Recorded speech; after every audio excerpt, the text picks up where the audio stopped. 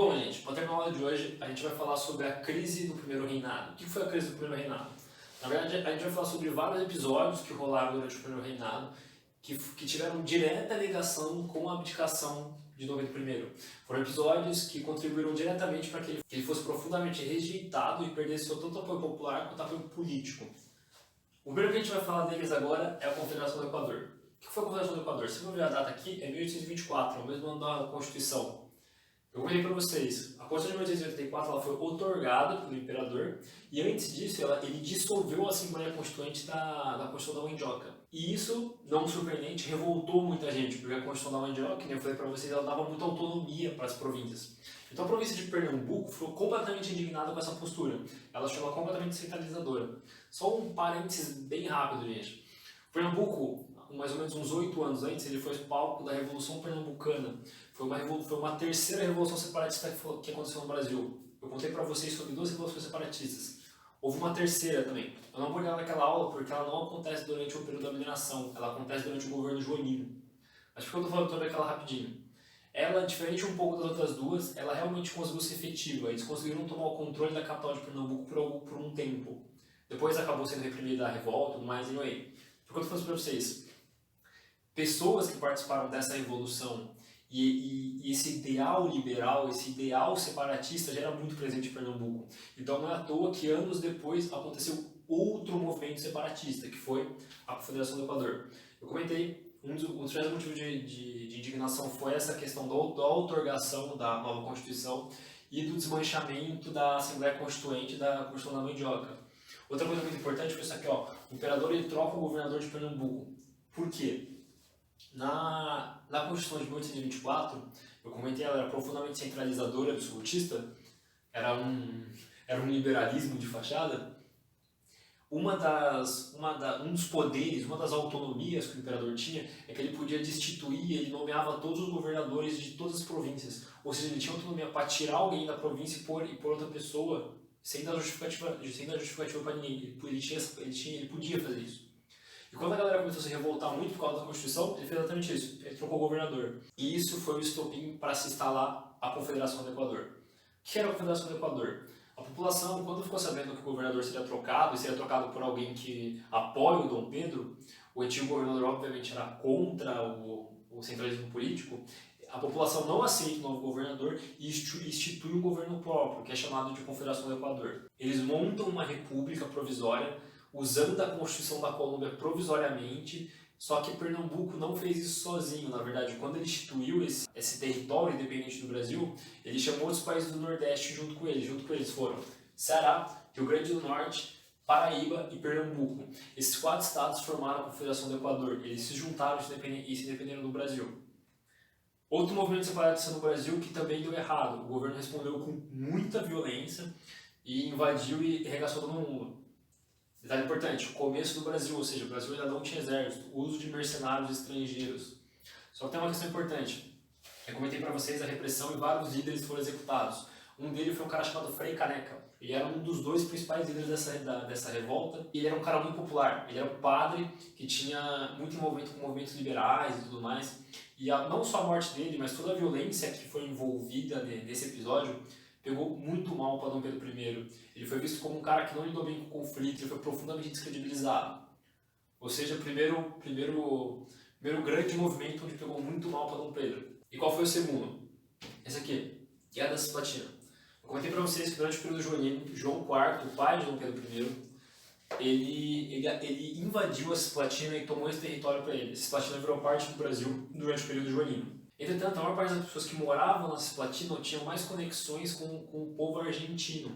Então, em 1825, o próprio povo da Cisplatina, que depois viria a ser chamado Uruguai, hoje em dia é o Uruguai, eles decidiram se emancipar do Brasil e passarem a fazer parte da Argentina. Isso instituiu uma guerra entre Brasil e Argentina, um conflito armado direto, a Guerra da Cisplatina, que no final das contas não deu muita coisa. A real que eu comentei para vocês, nessa época o Brasil tinha vários problemas de grana, estava endividado, não tinha um exército bem formado e a gente também não tinha muita estrutura para rebater isso. O que aconteceu? Teve perda nos 2 lados. Os 2 perderam muitas perdas humanas e materiais, tanto a Argentina quanto o Brasil. Qual foi a resolução no final das contas? A Inglaterra de novo botou o dedinho aqui e resolveu o problema. Ela mediou a independência da Cisplatina. A partir desse momento, a Cisplatina não se chamava mais Cisplatina e se chamava Uruguai. Ou seja, no final das contas, o Uruguai não ficou nem do Brasil e nem da Argentina, ele virou um país independente. Porque assim, o motivo tanto da Argentina e do Brasil querer esse território, na verdade, é a Bacia do Prata. A Bacia do Prata é um rio específico que ele é muito estratégico do ponto de vista geográfico. O que divide a Argentina e o Uruguai é o Rio da Prata. É um rio que, do ponto de vista de escoamento de mercadoria, é estratégico. Ou seja, no final das contas, o Uruguai virou um país independente que permitia tanto que navios argentinos e brasileiros escoassem no Rio da Prata. Qual é o problema de tudo isso? Mais uma vez, o Dom Pedro I foi profundamente descredibilizado, porque ele ficou conhecido como um cara que levou o Brasil até uma guerra e no final perdeu o território. Ele só não reconquistou a Cisplatina, como ele perdeu o território no fim das contas. No final, acabou que o Uruguai não ficou com o Brasil. Isso pegou muito mal. E desde o começo, na verdade, desde o começo da guerra, vários políticos e várias pessoas da população já se mostravam claramente contra o conflito. O conflito não tinha apoio popular. Existem até alguns relatos que dizem que pessoas foram forçadas a entrar no exército. Então foi uma situação muito delicada, onde pegou muito mal para o imperador. Outra coisa, rapidinha. Crise interna.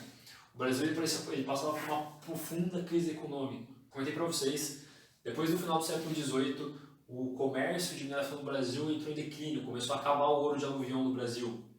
Então, começou a ter um renascimento agrário. Isso é um termo que é usado, só que é um termo meio errado, tudo bem? Depois, a exportação rural voltou a ser a principal fonte de renda do país.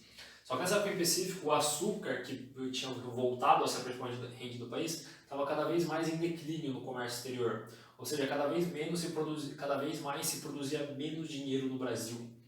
E tinha toda a questão da Inglaterra por produtos aqui dentro, que dificultava a importação e tudo mais. E também cada vez mais a moeda no Brasil, os réis, né, porque a moeda do Brasil era réis, cada vez se desvalorizava mais. Então assim, o Brasil estava uma profunda crise econômica. Até que o Banco do Brasil declara falência. Isso é um caso muito grave, porque o Banco do Brasil, bancos falirem é algo muito grave, dificilmente bancos falem. Isso mostra o quão profundo estava a crise. Depois ele vai ser reaberto em Dom Pedro II, no segundo reinado ele vai ser reaberto. Mas beleza, e por que eu estou falando isso para vocês? Crise econômica é sempre sinônimo de descontentamento com o governo. E o último plot que a gente vai falar aqui, também responsável pela descredibilização de Dom Pedro I, foi a crise sucessória de Portugal. O que aconteceu? Dom Pedro I, na época, ele era filho de João IV, que era rei de Portugal e era imperador do Brasil. Só que o João IV morre.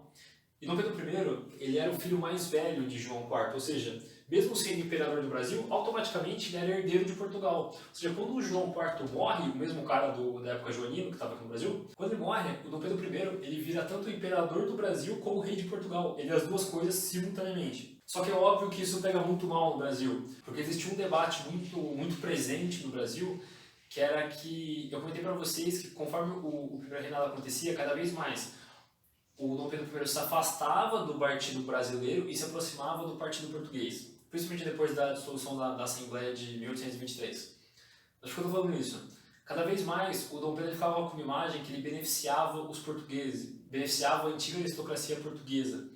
Então, quando ele virou rei de Portugal, imperador do Brasil, é óbvio que a galera do Brasil ficou assim, mano, é óbvio que as pessoas no Brasil cobraram uma postura dele de continuar rei do Brasil e ter preferência para o Brasil, e não continuar beneficiando os portugueses no Brasil. Então, o que ele fez para tentar consertar essa situação? Ele viu que uma das coroas ele estava arriscado a perder, se ele continuasse, ela estava muito instável politicamente a situação. Ele manda o Dom Miguel e a Maria da Glória para Portugal. Quem são essas pessoas? Dom Miguel é o irmão dele e Maria da Glória é a filha dele. Só um detalhe muito esquisito nessa história. Eu comentei que ele é irmão do Dom Pedro I e ela é filha do Dom Pedro I. Eles se casaram. Na época ela tinha só 8 anos e ele tinha 25 anos. O cara disse que ele teve 25 anos, casou com uma de 8. O esquisito é que, além disso, já é muito esquisito por si só, como ela era filha dele, então automaticamente ela virou filha e cunhada ao mesmo tempo, e o irmão, e ele virou sogro do próprio irmão. Tipo, casamentos arranjados europeus. É muito esquisito. Mas ficou dando isso pra vocês, porque ele mandou o irmão e a filha dele para Portugal para que eles governassem. Ele abdicou do trono português, ou seja, automaticamente a herdeira depois dele seria a filha dele, a Maria da Glória. Ou seja, a partir de agora, a Maria da Glória era a rainha de Portugal, só como ela era muito nova, era uma criança, ela não tinha como governar. o marido dela, irmão de Dom Pedro I, Dom Miguel, reinaria até que ela fizesse 18 anos. Ou seja, foi meio que um bem bolado que o Dom Pedro fez para não perder a coroa. Ele mandou o irmão e a filha junto, para o irmão governar até que a filha fizesse 18 anos. Foi um bem bolado que ele fez. Qual foi o problema disso? O Dom Miguel traiu o Dom Pedro.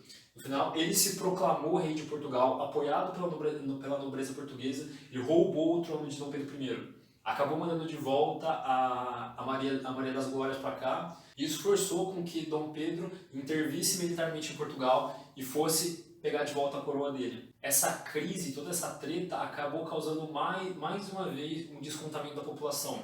Porque eu falei para vocês que uma das principais reclamações que as pessoas faziam para Dom Pedro é que ele beneficiava os portugueses. Então, no meio de uma crise financeira absurda, ele gasta dinheiro para mexer com o trono português. Isso pegou muito mal, muito mal. E bom, e agora que eu falei de todos os episódios, eu vou falar sobre a abdicação de Dom Pedro. O que tudo isso gerou? Para contar da abdicação de Dom Pedro, eu tenho que situar o último ano que foi o governo de Dom Pedro, que foi 1831. Durante esse ano, o conflito entre Partido Brasileiro e Partido Portugal estava muito intenso, esse conflito se intensificou. E tem um detalhe importante, o Partido Português nessa época, ele deixou de ser Partido Brasileiro, perdão, gente, o Partido Brasileiro nessa época ele se tornou o Partido Liberal.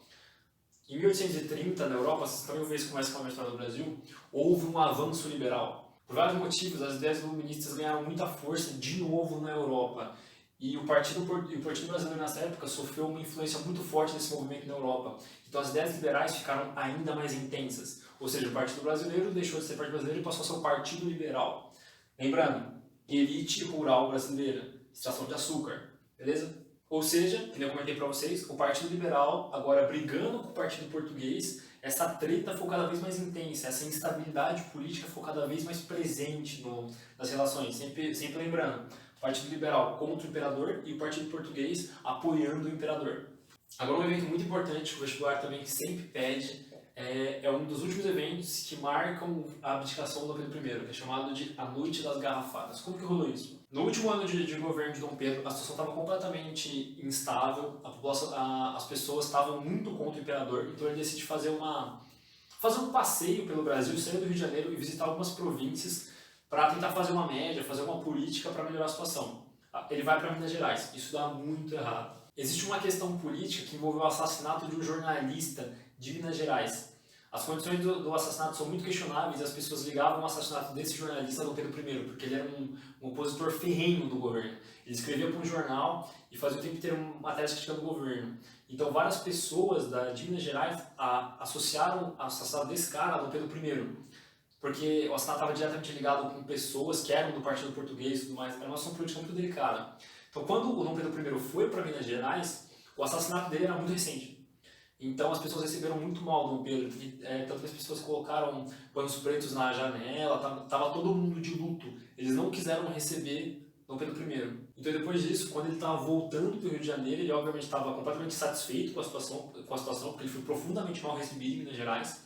Então quando ele estava voltando, o Partido Português decidiu fazer uma festa um evento de boas-vindas para o imperador, porque sabia que ele estava bolado, tá ligado? Ele estava chateado, então eles decidiram fazer uma festinha de boas-vindas para ele. Qual foi o problema? Foi que aconteceu a Noite das Garrafadas. Quando ele estava voltando de Minas Gerais e chegando no Rio de Janeiro, o Partido Português se reuniu em um ponto do Rio de Janeiro para receber o imperador. Só que os liberais, como sabiam disso, acharam revoltante eles tentarem receber o imperador, sendo que o cara tinha acabado de assassinar, eles se sentiram ofendidos. Então eles ocuparam o lugar que aconteceria o evento. Os liberais ocuparam o evento antes para que não acontecesse a festa de boas-vindas do imperador. O que o Partido Português fez? O Partido Português subiu nas casas do lado e começou a jogar garrafa no Partido Liberal que estava no lugar. Por isso foi conhecido como a Noite das Garrafadas, ou seja, começou a ter violência mesmo. Essa briga passou a ser física, a galera começou a tretar de verdade. Quando o Dom Pedro I chegou em Rio de Janeiro, ele viu que a situação estava completamente caótica, a instabilidade política estava muito intensa.